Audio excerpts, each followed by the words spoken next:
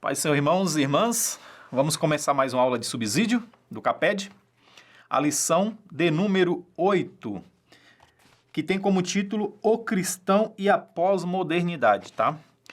Um assunto, creio eu, que bem relevante para nós, e como foi proposto na aula anterior, que seria interessante pegarmos esses tópicos e apresentar para os jovens, pedir, para que cada um leve para casa, estude esse assunto ao longo da semana, até mesmo para absorver o conteúdo melhor. Ter uma compreensão melhor do conteúdo. Estude em casa e traga a resposta. Olha, eu entendi que por exemplo, os novos tabus da pós-modernidade, na minha visão, são esse, que são vários, né? São esse.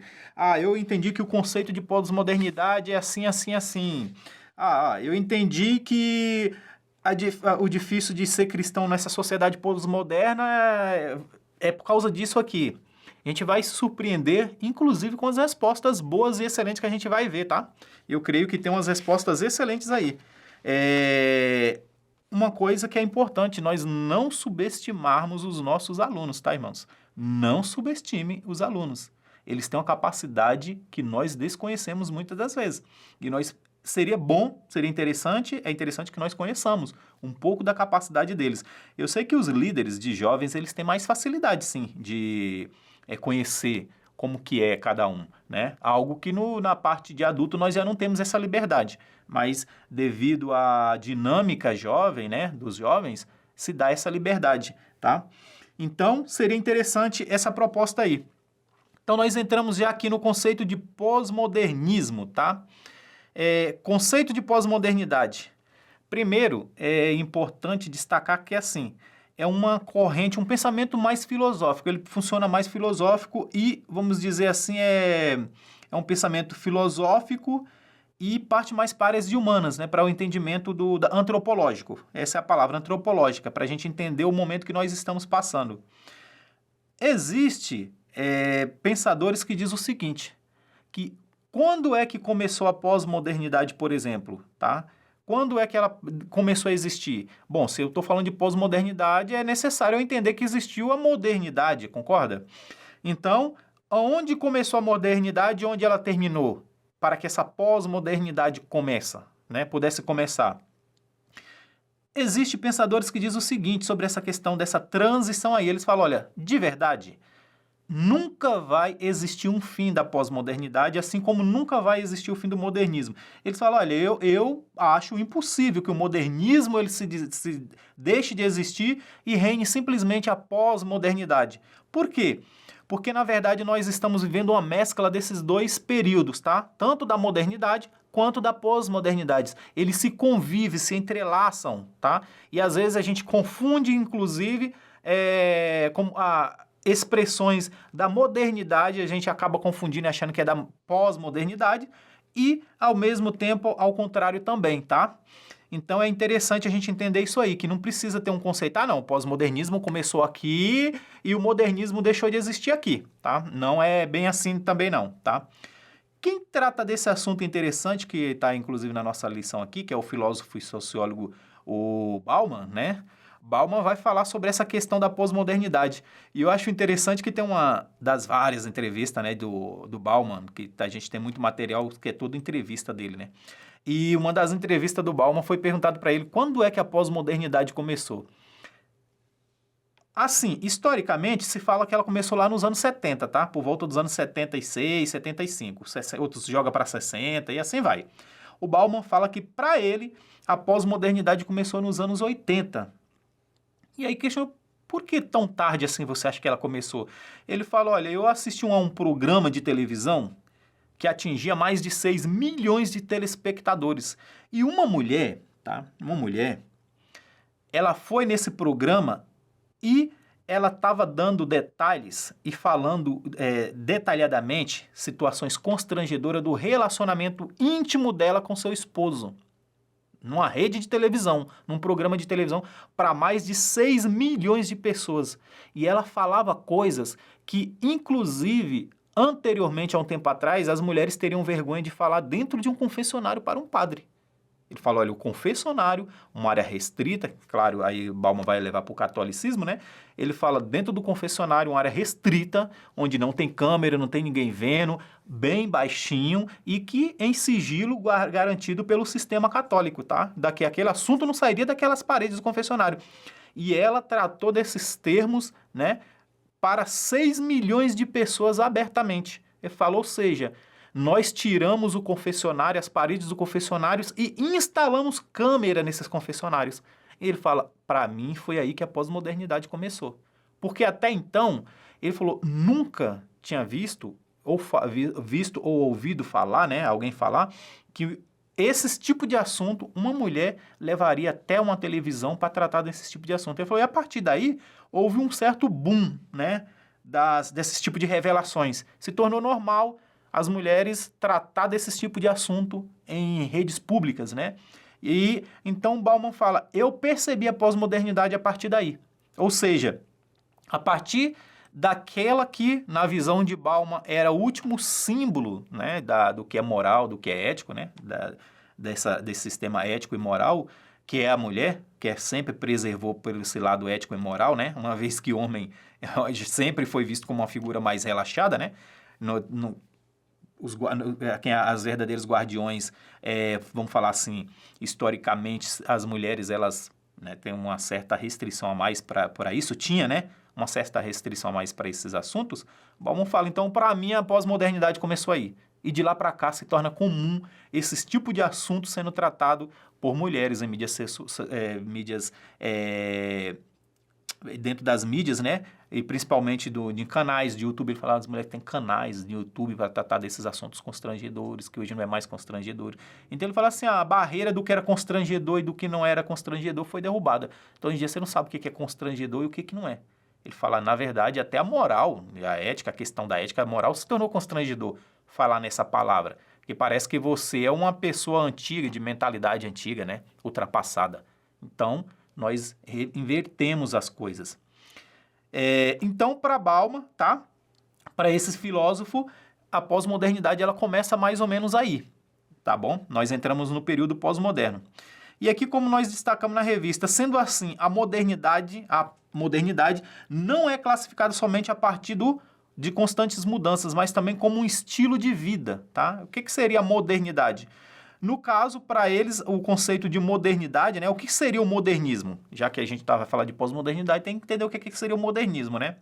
O modernismo ele foi moldado em duas fases, tá? Distintas, que contrastou mais, né? Que fica mais nítida. Teve outras vertentes, outras faces, mas a que marcaram mesmo foram duas, que foi o humanismo renascentista, tá?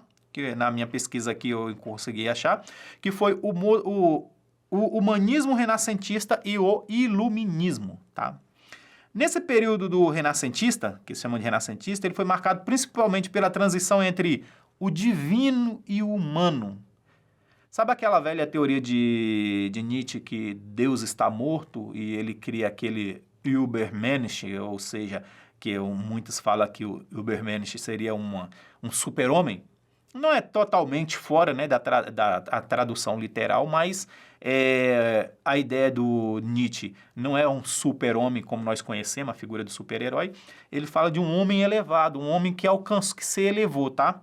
É um homem que rompeu com a barreira do seu tempo, tá? E que ele atingiu um outro patamar, tá bom? Então, nessa questão, o renascentista ele é marcado principalmente por essa transição. O homem renegar a Deus. E aí é sistêmico, tá? Nós estamos falando sistêmico. Toda a história, desde que o mundo é mundo, sempre o homem negou a Deus, tá? Então, o ateísmo, a gente falando sobre o ateísmo, a pessoa que nega Deus, né?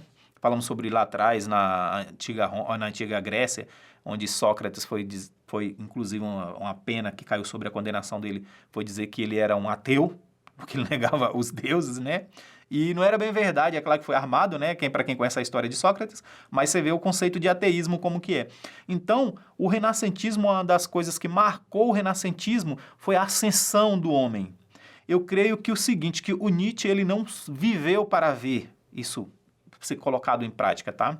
Mas não sei se também para ele estaria já, né? Se Übermensch dele se atingiu essa plena maturidade que ele queria propor. Mas o fato é que, que pela primeira vez, sistematicamente, a raça humana, e se diz desenvolvida, esclarecida, conhecedora e tudo mais, né? A raça humana desenvolvida, não primitiva, né? Sistematicamente, após o período renascentista, tá? Humanismo, renascentismo, o homem ele começa a negar a Deus. E ao fazer isso, ele se torna Antes disso, ele era visto como um herege, inclusive queimado na fogueira, né? Se tivesse sobre a época do Império da Igreja Católica. Só que agora não. Ele é venerado, ele é visto como uma pessoa esclarecida. Alguém livre, né? Que é o que eles pregam, né? Essa liberdade, tá? Então, pela primeira vez, esse homem é livre, porque a última coisa que ele precisava romper era com o seu Criador. Então, a gente vê aqui a transição entre a figura do divino com a do humano. Isso que marcou muito a questão do renascentismo, tá? Do humanismo renascentista. Ou seja, o homem como sendo o centro do universo. Nós somos deuses, né? Nós fazemos nosso próprio destino. Não existe nada superior ao ser humano. E o iluminismo, principalmente com seu pensamento racionalista, tá? Aí nasce o racionalismo, tá? O racionalismo como ideia, como filosofia de vida.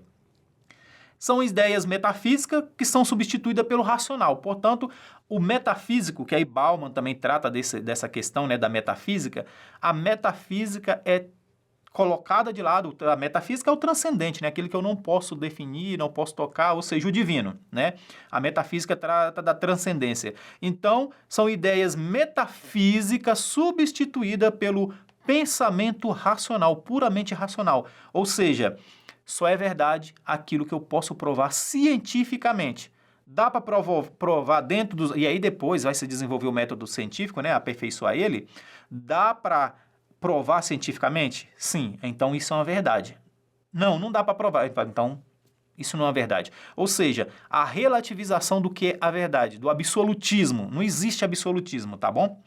Portanto, o modernismo ele nasce como uma era onde a sociedade adere aos naturalismo e ao renascentismo e ao humanismo.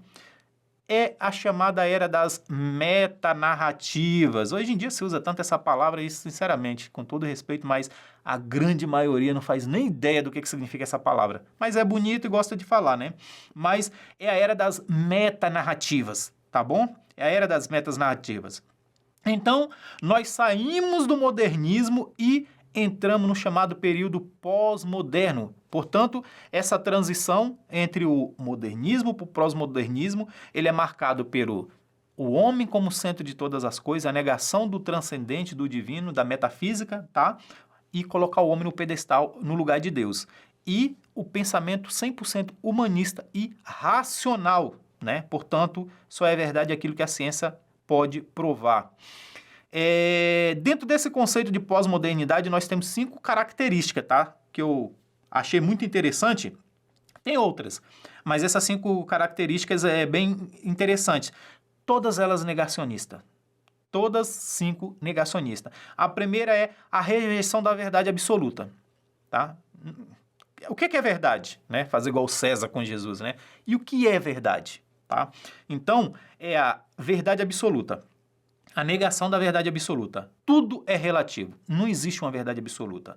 Segundo, a rejeição da certeza absoluta. Se uma vez a verdade não é absoluta, é porque eu não tenho certeza de nada. Ou seja, você viu acontecer, você é uma testemunha ocular, estava do lado e a pessoa chega para você e fala: tem certeza que foi isso que você viu? Então, eu vi. Aí ele pergunta mais uma segunda vez. E se variar, boba, ele vai para uma terceira vez. Aí chega na terceira vez e você fala: pronto, eu já nem sei se eu vi o que eu vi mesmo. Então, a certeza absoluta. Não, você não tem certeza absoluta. Esse é o seu ponto de vista. Não se esqueça, tinha gente do outro lado, numa janela vendo também. Tinha lá outro passante que passava de outro lado da rua, também estava vendo. Então, a visão dele, a narrativa dele, de cada um deles, não bate 100% com a sua. Então, você não pode ter uma certeza absoluta, tá bom? Portanto, o segundo ponto é a rejeição da certeza absoluta. Terceiro, a realidade absoluta. Tá? O que é realidade?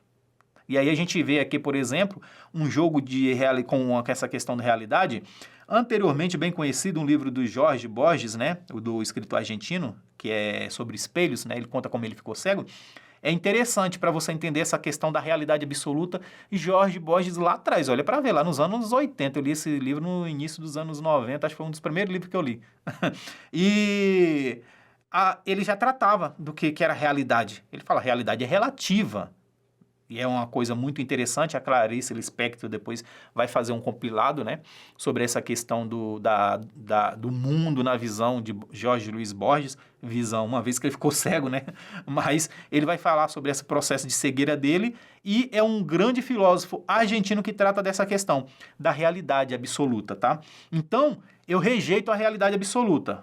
Portanto, eu não tenho certeza do que é real. O que é verdade? E aí nós chegamos naquele filme hoje em dia, por exemplo, do filme Matrix. Ele trata do conceito de realidade ao nosso redor, né? Que é bem filosófico. E, quarto lugar, a rejeição da moral absoluta. E aqui, quando nós falamos de moral, nós estamos falando da moral, da lei absoluta, dos meus direitos, tá? Então a gente vai falar da moral absoluta, a questão moral da minha obrigação de cumprir com a lei, e aí a gente viu na lição anterior falando sobre o que é poder, o que é direito, o que é o poder, né? Que toda autoridade vem de Deus, né? Então, a questão da rejeição da moral absoluta, do sistema moral absoluto. Então, o que é moral para você pode não ser para mim.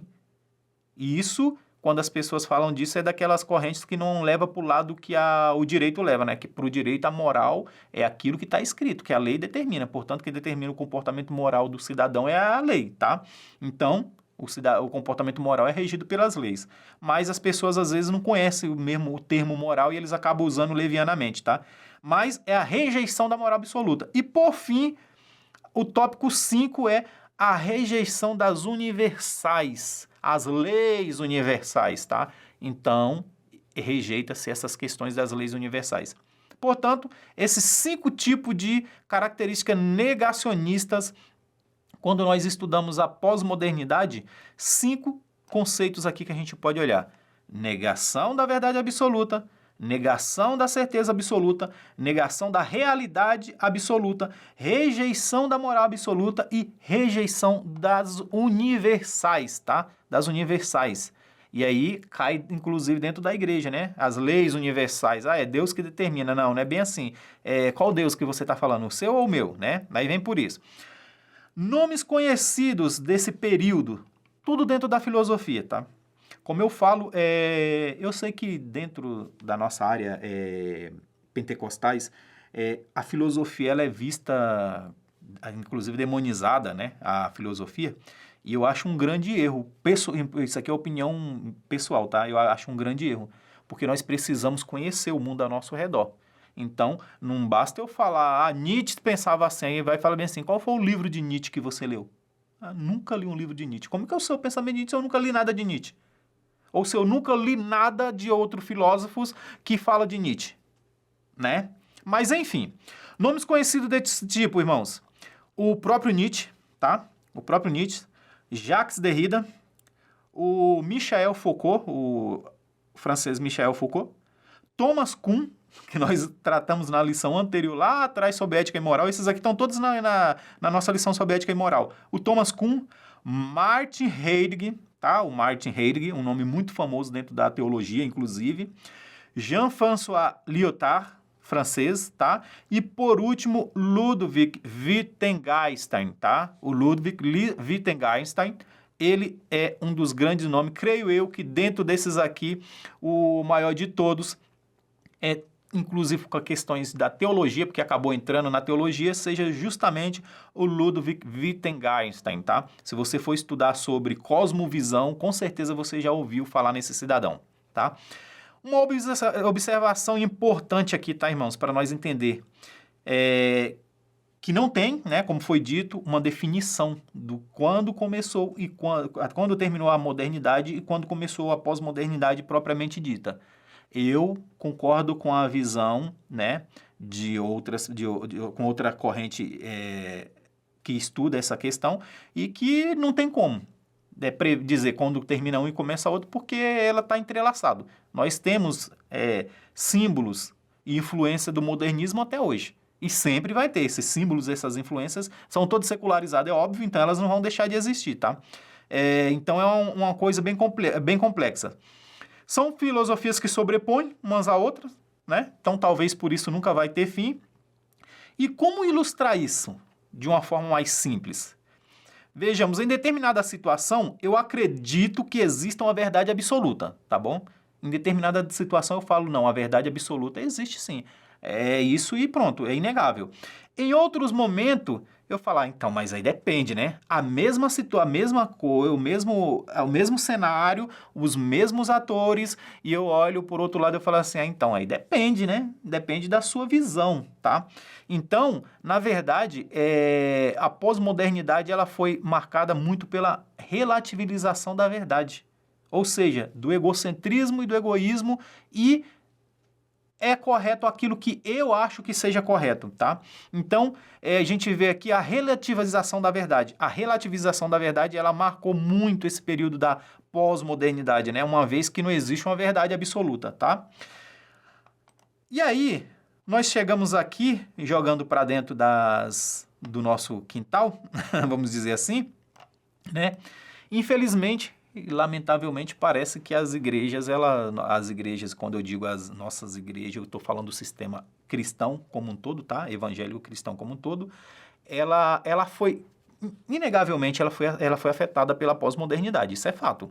E, impossivelmente, também ela viver sem ser afetada pela pós-modernidade, né? Por esses sistemas filosóficos, por essas linhas de pensamento. Mas o problema é que, hoje em dia, a gente vê as influências da pós-modernidade dentro da igreja. E isso assusta, né? Quando você vê as influências da pós-modernidade dentro da igreja, aquela velha situação. Se eu, como cristão, não estou saindo da igreja, né, para influenciar o mundo vai entrar para dentro da igreja para me influenciar. E isso a gente prega muito na questão de discipulados, né? Nas aulas de discipulados a gente fala sobre isso, que nós precisamos influenciar as pessoas lá fora. Falamos bastante num período aí atrás, onde nós tratamos sobre a questão dos influencers, né? Sobre a questão dos influencers, que o cristão, naturalmente, ele já é um influencer, né? Porque é papel dele, é prerrogativa do cristão influenciar o mundo, tá? Então, se nós queremos um país, uma nação, um estado que viva o que é ético, o que é moral e que teme a Deus, nós precisamos influenciar esse mundo. E como que nós influenciamos esse mundo? Não existe outra forma pedagógica melhor. É o testemunho. Como que o cristão, o crente de hoje, o cristão de hoje está vivendo no mundo secularizado, quando eles estão inseridos num contexto secularizado, no trabalho, na faculdade, no seu transporte público, no trânsito com seu carro. O comportamento do cristão, ele é o seu maior testemunho do que é o cristianismo. O que é o cristianismo? Cristo é visto através do nosso comportamento. Se nós damos um mau testemunho sobre Jesus, falar, olha o Jesus que eles pregam. É assim que é o cristão? Entendeu? Então nós precisamos ter muito cuidado, porque o nosso testemunho, ele tem poder, e é esse o verdadeiro, a verdadeira, vamos dizer assim, é o verdadeiro ID, né? O grande ID nosso, claro que a gente tem aí o ID, pregar o evangelho a todas as criaturas, que é o missões, né? Prerrogativa de missões, mas nós também, tá? Nós também pregamos a Deus, pregamos a Cristo com o nosso comportamento. Esse é o nosso ID, uma vez que nós não somos missionários, não estamos em campos abertos para missões, tá? Mas estamos aqui dentro, tem as missões transculturais, regionais e tudo mais, tá? Então, esse é o ponto da pós-modernidade. Tópico 2, a família cristã e os novos tabus da pós-modernidade, tá? Na atual sociedade, como assunto, né? Casais heterossexuais, família patriarcal, família cristã, Bíblia como a palavra de Deus, Jesus como sendo o Filho de Deus, o Redentor da humanidade, salvação, né? Nós falamos em aulas anteriores que em determinados lugares, por exemplo, lá em Salvador, você não pode mais, né? Lei municipal, que você não pode chegar para a pessoa e falar, você quer aceitar Jesus? Porque você está dizendo, né, que a pessoa não tem Jesus. E a pessoa se ofendeu, ela pode te denunciar, né? Então, tratamos desse assunto aí também em aulas anteriores. Essas coisas têm se tornado cada vez mais tabus, tá? A ética e os direitos das pessoas que pensam de forma tradicionalmente, ou seja, principalmente nós cristãos, né? Ou como eles nos denominam, o povo vamos dizer, que está inserido num contexto judaico-cristão, tá? Então, essa pós-modernidade, isso aí tem que se tornar cada vez mais negligenciado nessa sociedade nossa da pós-modernidade. Um exemplo, né? É aquele episódio onde um grupo de pessoas nuas eram expostas dentro de se é que pode chamar uma galeria de arte, né? As pessoas nuas, adultas, eram nuas, expostas, e as crianças iam lá tocar nos membros sexuais daquelas pessoas. Isso era arte, né? E quando a sociedade conservadora, né, se levantou para falar, eram vistas como retrógradas e estavam impedindo, tá, esse avanço que a humanidade precisa ter. Nós precisamos nos desfazer de tudo que é ético e moral hoje, na nossa época, que eles falam que é influência da vida judaica cristã, influência do judaísmo cristão, tá? Ou do judaísmo, mas no Brasil do judaísmo cristão. Ele fala, a gente precisa desfazer dessas influências e moldar uma influência que seja moderna. Ou seja, já fala de moderno, né? É uma influência mais moderna, que isso aí já é ultrapassado. Como o Kuhn lá atrás, né? Aquele teólogo lá, o Kuhn, ele falava que o decálogo, os 10 mandamentos, e toda a lei no geral, né, mas principalmente os 10 mandamentos, ele fala, isso aí já é ultrapassado, não dá mais para aplicar isso aqui, não dá mais para ensinar isso. Ele criticava a Igreja Católica pelos decálogos, por exemplo. Era um dos pontos, né, que Kuhn usava. Ou ainda, aquelas cartilhas que o próprio governo, tá? Não esqueçamos. Eu tenho um problema com a nossa sociedade atual, cristã, é que parece que nós temos memória muito curta. Isso incomoda, parece que a gente tem memória curta. Não esqueçam das cartilhas que o governo da época, tá? Daquela época, o governo estava distribuindo dentro das escolas com orientações sexuais extremas, querendo educar sexualmente crianças que sabia nem o que era. Escreve a palavra sexo aí no quadro. Ele não sabia nem como que se escrevia. Né? Não sabia nem como nem pronunciar direito, muito menos escrever. E, no entanto, já estavam se doutrinando sexualmente essas crianças. Tivemos um problema com isso aí. Então, a gente vê que essa falta de respeito, né, dos padrões éticos e morais, ela é muito marcante da pós-modernidade. Por quê? Agora se tornou tabu. A ética e a moral, como nós conhecemos, é um grande tabu perante eles. Aliás, o conceito de verdade já é um tabu na pós-modernidade, como nós listamos no tópicos acima, tá? Quando nós entramos aqui no tópico 3, a difícil arte de ser cristão numa sociedade pós-moderna. O que a gente pode tirar disso aqui? É curto esse tópico, mas é uma pergunta, fica mais como um questionamento, né? A difícil arte de ser cristão numa sociedade pós-moderna. Não é fácil realmente, nós sabemos das dificuldades que temos de manter, não é nem de ensinar, transmitir, de manter dentro do nosso convívio o que o cristianismo prega. Então, a gente tem essa certa dificuldade. Aqui, acredito que a nossa maior dificuldade nesse presente século, fazer igual Paulo dizia, né? Nesse presente século, é que ele é marcado por um cinismo. Essa é a palavra. É marcado por um cinismo exagerado. A sociedade atual ela é cínica exageradamente. É uma efemeridade quase que absoluta. Tudo é relativo. Claro, desde que convenha, né? A quem está defendendo, né? Tudo é relativo desde que convenha quem defende essa tese. Se bater de frente, já calma aí, não, nem tudo é relativo. Tem coisas que ainda não é relativo, tá? Mas chega a uma efemeridade quase absoluta, tá? As desvalorizações das verdades. Toda a verdade é relativa ou toda a verdade é absoluta de alguma forma, tá? Claro, se isso me beneficiar, a verdade é absoluta, se não, tudo é relativo. Não existe verdade absoluta. E quando nós vamos aqui prestar atenção, e aí a gente volta para o nosso quintalzinho, né? Para o nosso quintal, o ambiente cristão, a gente vai ver que as pregações, por exemplo, são afetadas pela pós-modernidade. A gente vê as igrejas hoje em dia pregar umas pregações egocêntricas, tá? Hedonista e egocêntrica. E, por que não dizer hipócritas, né? Ou seja, egocêntrica, onde massageia o ego, tá? É uma pregação por um bom tempo, creio eu que talvez nós estejamos saindo desse período, tá? Da massageação do ego da igreja, né? De quem está pregando, quem está ensinando, quem está palestrando, tá? Massagear o ego do seu público, tá? Então, hedonista porque é o meu prazer que importa, portanto, tá? Não é o que o cristianismo, o que é ser cristão, o que prega Cristo, como que eu deveria viver. Então, é o meu prazer, o meu bem-estar, e aí entra a doutrina da prosperidade, né, a teologia da prosperidade, o hedonismo e a hipocrisia também. Por quê? Fala-se, mas não faz. É aquela velha história, né? Faça o que eu falo, mas não faça o que eu faço. Por quê?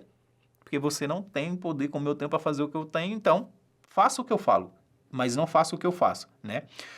Muitos nós já nos abalamos mais, por exemplo, com os escândalos, tá? É uma época que a igreja está sendo marcada muito por escândalos. A pós-modernidade.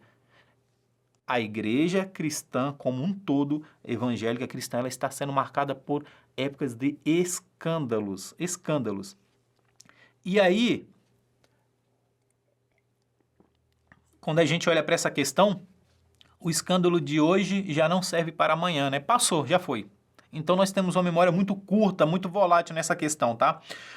Se tornou comum, né? Parece um certo apreço, aliás, né? Parece um certo apreço, certo desejo cínico de esfregar na cara das pessoas que defendem uma postura ética e moral dentro das igrejas, de falar bem assim, olha, se você for partir por esse caminho aí, cara, olha, você quer pregar, quer ensinar ética, quer ensinar moral dentro da igreja e que a pessoa cristã ele tem ética, moral, ele fala, primeiro, cristão é ser humano, tá? Nós estamos sujeitos a todas a mesma coisa que o ímpio tá. Sempre tem uma resposta na ponta da língua, uma justificação, né? Então, pregar, ensinar ética e moral dentro das igrejas, como nós podemos muito bem testemunhar, não é uma prática comum, tá? Não é uma prática comum. Então, creio eu que esse assunto aqui voltado para o que é ético, para a questão ética e moral, tá? Ela vem bem a calhar nos tempos que nós estamos vivendo, nesse período da igreja chamada de igreja pós-moderna. Aliás, até alguns teólogos fazem questão, né, de denominar que a igreja pós-moderna. O que é uma igreja pós-moderna? Né? Ou seja, influência da cosmovisão secular, né? Então, não influencia o mundo influencia sobre você. Por fim, o nosso maior desafio, tá? Dentro da pós-modernidade, creio eu que é o simples fato de sermos cristão. O que é ser um cristão?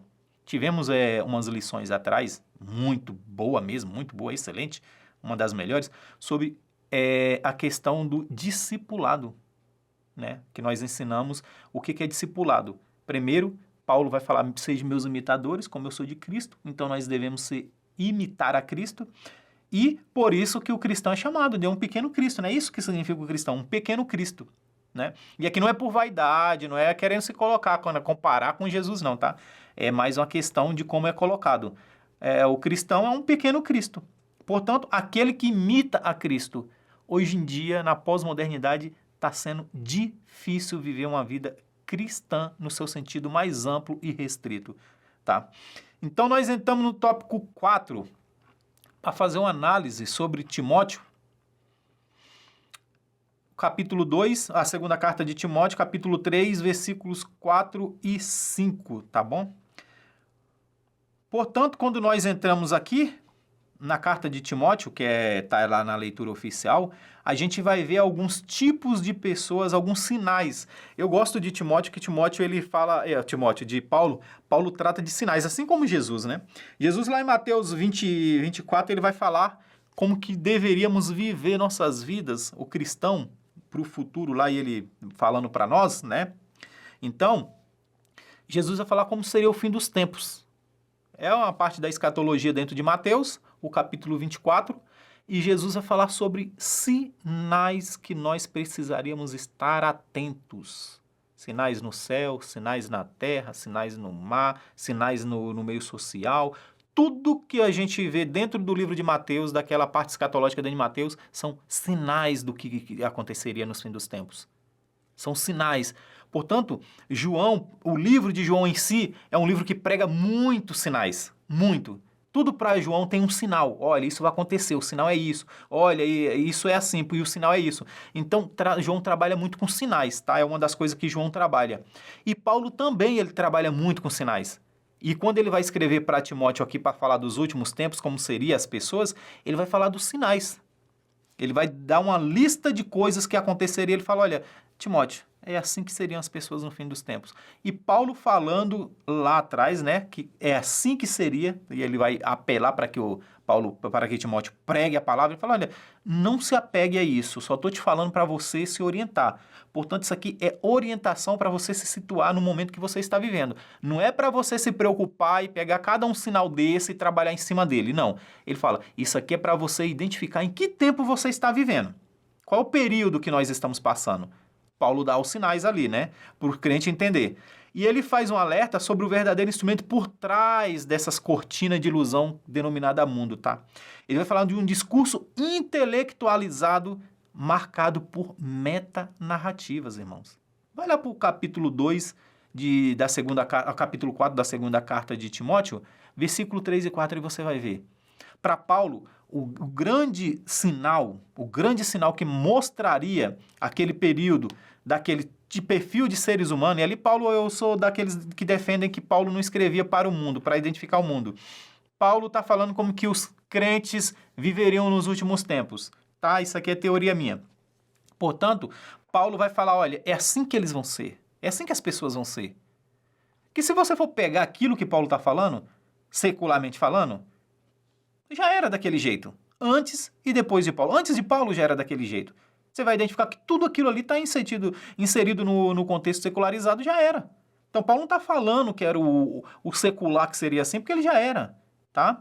Então, Paulo vai falar sobre essa questão e o discurso intelectualizado e as chamadas metanarrativas. Esse é o grande sinal que Paulo fala, olha, é assim que os seres humanos serão nos últimos tempos. Então, os fins dos tempos para Paulo seria marcado por metas narrativas e discursos intelectualizados, tá? E ele ainda diz assim, tendo aparência, olha só que traiçoeiro, tá? Tendo a aparência de piedade, mas negando o seu poder.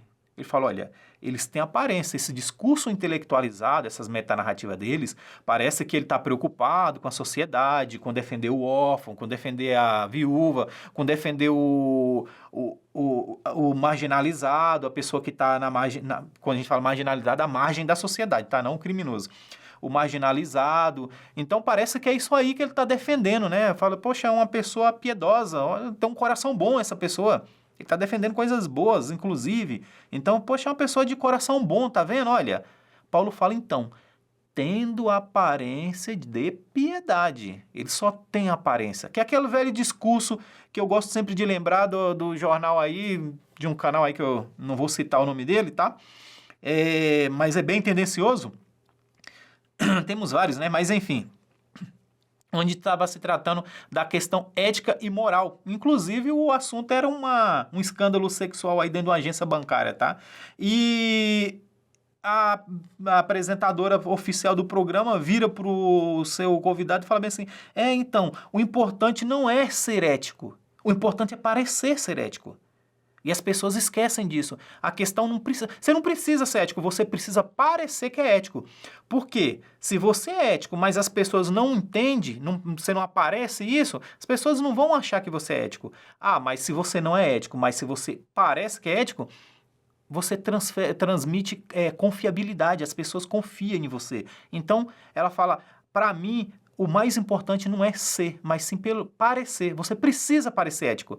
Eu não sei se foi um pensamento mal elaborado pelo tempo ali, o que foi, conhecendo a apresentadora como apresentadora, não como vida pessoal, né? Conhecendo o seu estilo jornalístico ali, eu digo que sim, que é um pensamento dela mesmo, que é um reflexo da mente dela original, não é um pensamento mal formulado, tá? Mas vamos dar o direito à dúvida, né?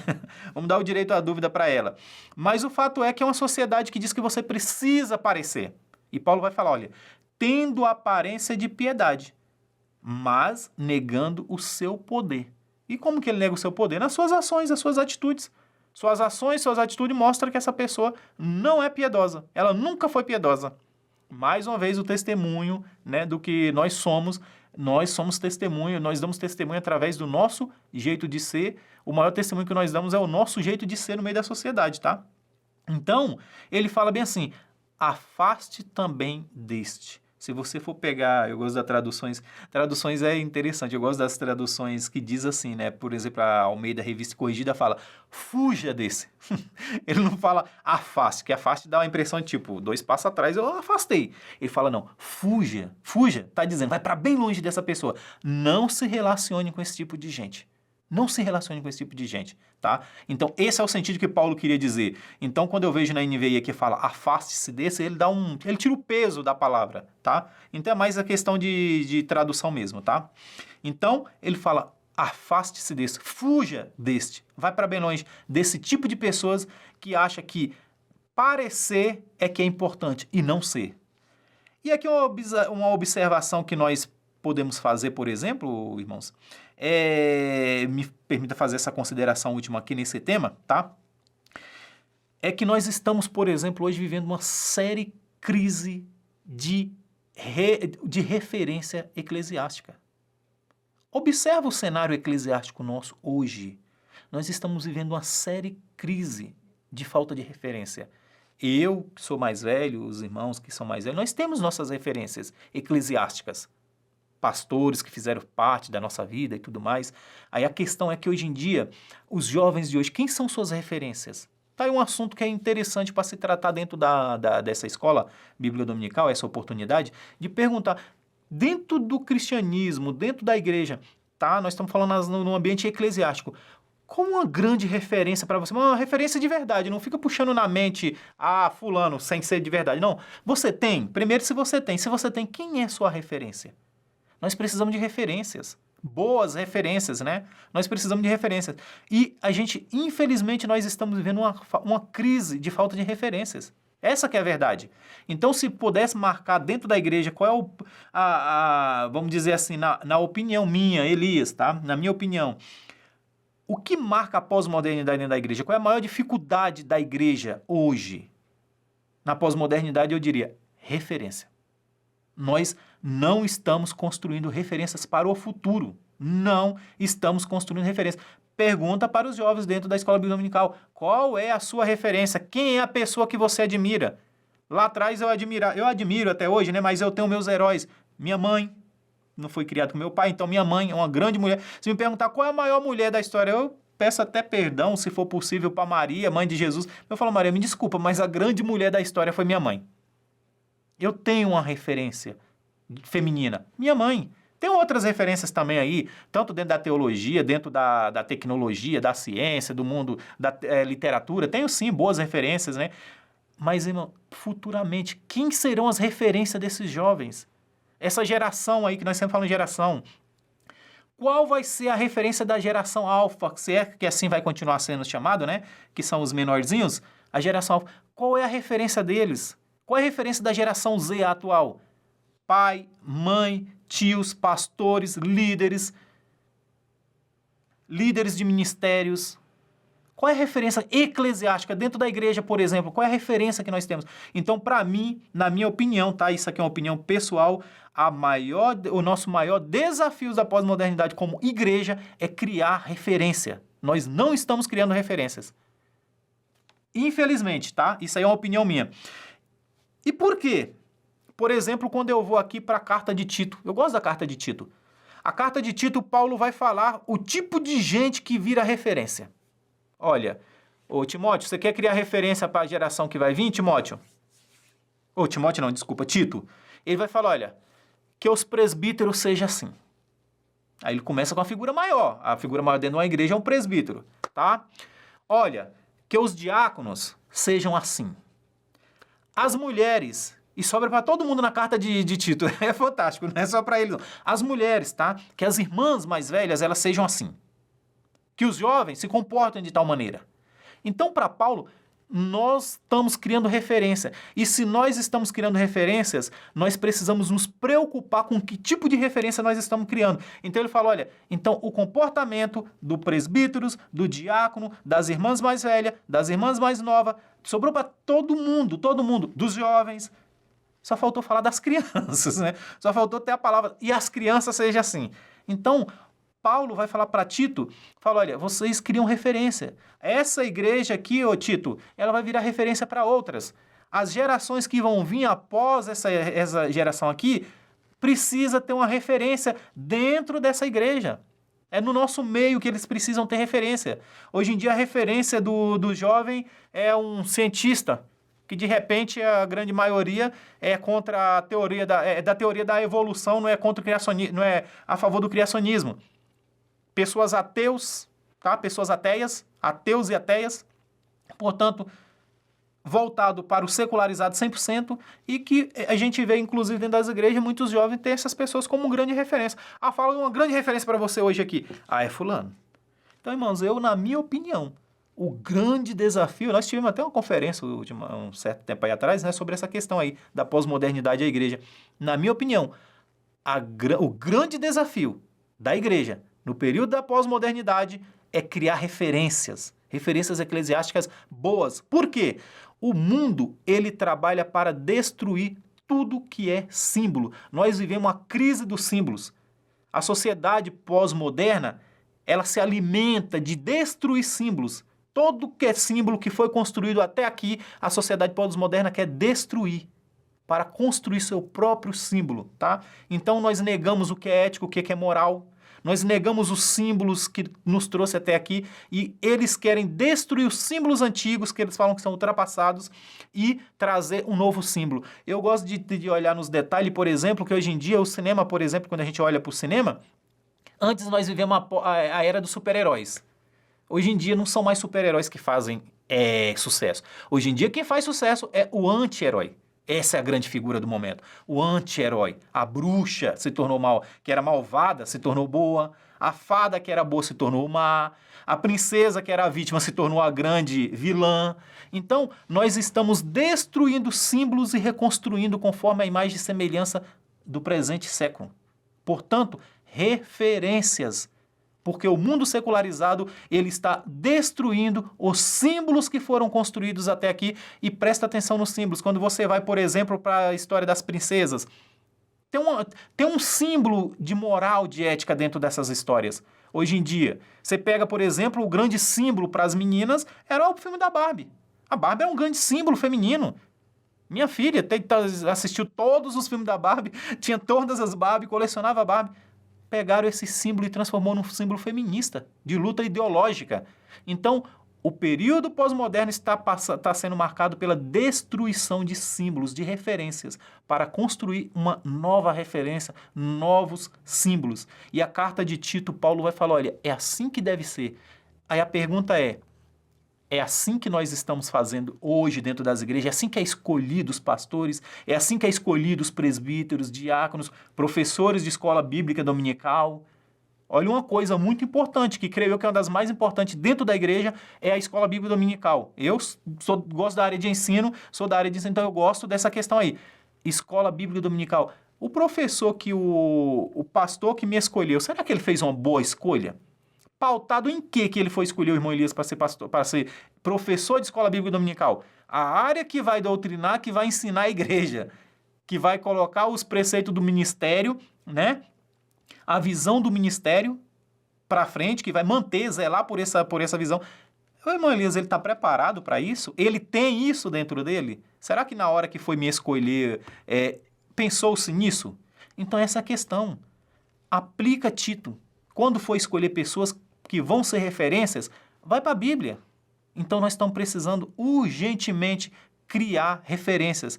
Eu, inclusive, estava saindo em uma gravação dessas aqui e encontrei o pastor, aqui que fica sempre aqui, né, na nossa portaria, né? E ele falou bem assim, irmão, eu fico feliz de ver as pessoas mais novas, né? Empenhadas com esse tipo de trabalho e tal. Eu pensei comigo, aí falei, né? Falei, pastor, que bom que você fica feliz, porque eu fico triste. Por quê? Eu tenho referência. Se eu estou fazendo isso aqui é porque eu tenho referência. Falei, pastor, eu não estou fazendo nada aqui, isso aqui não é eu, isso aqui são vocês. Sabe por que eu estou aqui ensinando hoje? Porque você, tá? Porque você um dia transmitiu para mim o seu comportamento, o seu caráter. E aí, é claro, eu nunca congreguei na igreja do pastor. É simbólico, estou falando da figura do pastor. um pastor representa os pastores, né? Então não tem os pastores, é o pastorado, o serviço pastoral. Falei, a gente está fazendo, eu cheguei até aqui por causa de vocês. Aí é uma pergunta que eu me questiono, ô pastor, e os que estão vindo, esses jovens que eu estou ensinando, que eu estou passando conteúdo para eles, pastor, será que eles vão estar fazendo no futuro o que eu estou fazendo? Essa é a grande preocupação minha. Eu estou influenciando as pessoas? Eu estou biblicamente, da forma bíblica, correta, honesta, dentro do que é ético e do que é moral bíblico? Eu estou fazendo isso? Falei, pastor, que bom que você pode se alegrar com o fruto do seu trabalho. Eu ainda estou trabalhando. Eu preciso ver se no futuro eu consigo alegrar com os meus. Então, vê, pessoas de antigamente, não no caso do nosso pastor aí que eu estou referindo, mas a gente via pastores antigos, igual o que, quando o Senhor me converteu, não eu que me converti, né? O que o Senhor me converteu, um pastor não tinha terminado nem o segundo grau, aliás, só tinha o primeiro grau, pessoa sem instrução, sem conhecimento, não sabia ler direito, influenciou a geração. Olha o que se tornou a igreja cristã no Brasil hoje em dia. Não foi feito por doutores só não, irmãos. E hoje em dia, dentro das igrejas, nós temos majoritariamente as pessoas com formação, tá? Acadêmica, não necessariamente teológica, acadêmica. Nós temos PhDs, doutores e mestres, e não está influenciando. E o que nós vamos deixar para o futuro? Então essa é a grande pergunta, essa grande questão que na hora que o pastor falou, olha, eu fico alegre, eu falei, que pena que eu ainda não posso me alegrar. Eu falei, que bom que você se alegra. Significa que o seu trabalho deu certo. E eu espero que o nosso, né, hoje nós, professores de Escola Bíblica Dominical, no futuro, irmãos, possamos nos alegrar igual o pastor se alegrou de ver esse trabalho, que a gente também possa se alegrar, tá? Então, para mim, a grande questão é referência. Isso marca a pós-modernidade. Dentro da igreja, tá? Dentro da igreja. E o mundo também. O mundo não tem referências, não. Eles estão perdidos igual, desculpa a expressão, cego em tiroteio na faixa de Gaza, tá? Desculpa até a expressão pelo momento, mas essa que é a verdade. Eles estão perdidos, eles não sabem para onde vão. Eles não sabem. Então, nós precisamos de referência. A igreja precisa urgentemente criar referências, tá? Portanto, questão da pós-modernidade, tá? O que marca a pós-modernidade, na minha opinião, e eu sei que os jovens aí, cada um vai dar a sua visão, mas a minha é a falta de referência, tá bom? Sendo assim, essa é a aula do nosso subsídio. Agradeço aos irmãos aí que têm uma excelente aula e nos vemos em breve e agradeço a oportunidade em nome de Jesus, irmãos.